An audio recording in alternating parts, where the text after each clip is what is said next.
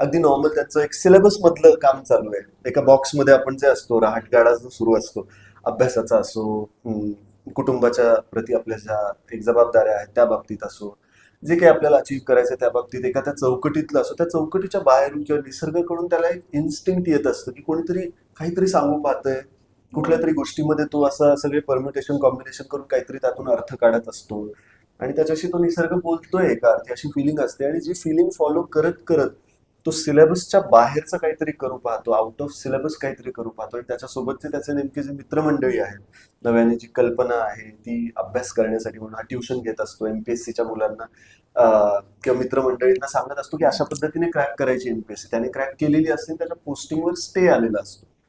आणि पण त्या सगळ्या सिलेबसच्या गोष्टींमधून एक आउट ऑफ सिलेबसचा थॉट येतो आणि त्याच्या गावावर काहीतरी असं बेतणार आहे हे त्याला कळतं.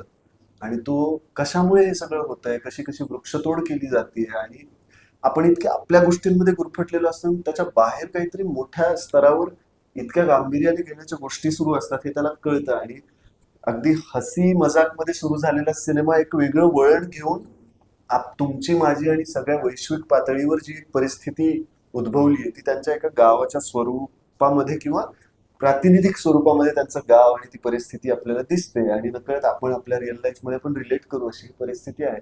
अशी काही ही भूमिका आहे, अशी वेगळी ही भूमिका आहे, थोडी गांभीर्याने घेण्याची, थोडी अर्थपूर्ण असलेली किंवा ही स्टोरी आहे.